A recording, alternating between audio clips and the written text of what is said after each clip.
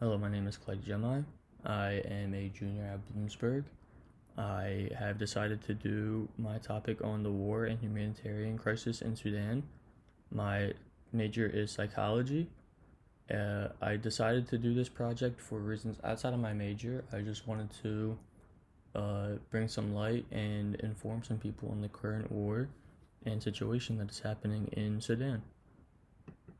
So, for some background on the war, it began in April 2023, more specifically April 15th. It's being fought between the Sudanese Armed Forces, also known as the SAF, who is led by General Burhan, who is on the left side here, and the Rapid Support Forces, also known as the RSF, who is led by General Hemditi on the right side here.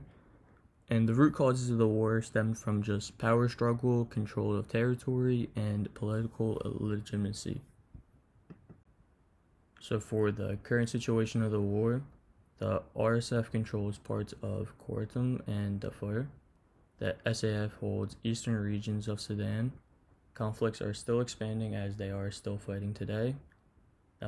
Peace talks have been tried in the past, but they have failed, and they seem to be more unlikely to have one in the future. So some key recent developments that have happened in the war are the hospital attack of January 2025, where the RSF drones struck a maternity hospital in Al Fashir, killing 70 people. An Omdurman market attack in February 2025, where the RSF shelled a market in Khartoum's twin city of Omdurman. 56 people were killed, 158 people were injured. East Sudan drone strikes in May 2025, where the RSF used drones to attack key infrastructures in Kassala and Port Sudan.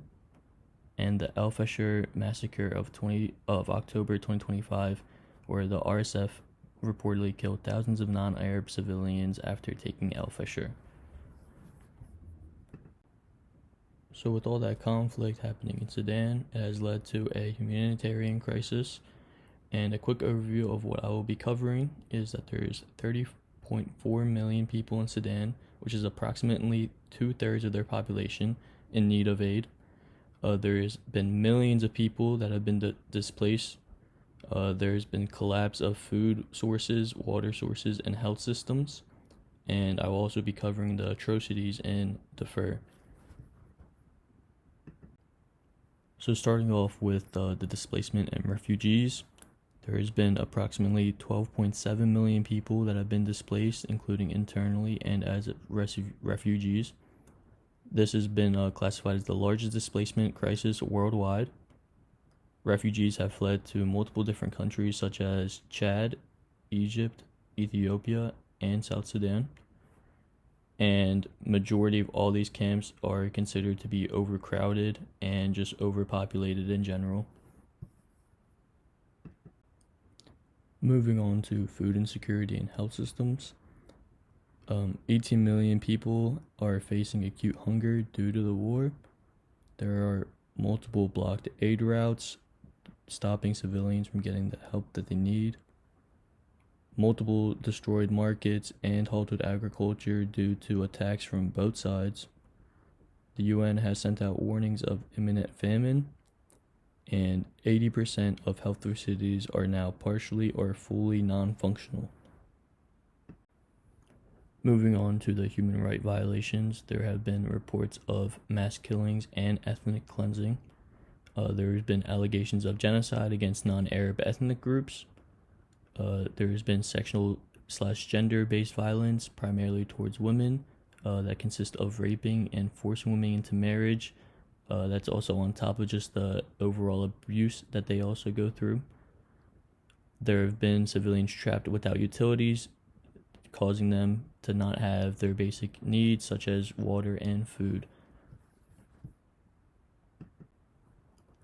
Moving on to the international response, the UN aid has been very limited by access issues due to ongoing fights and constant shifting front lines, which makes it very hard for them to actually get into Sudan.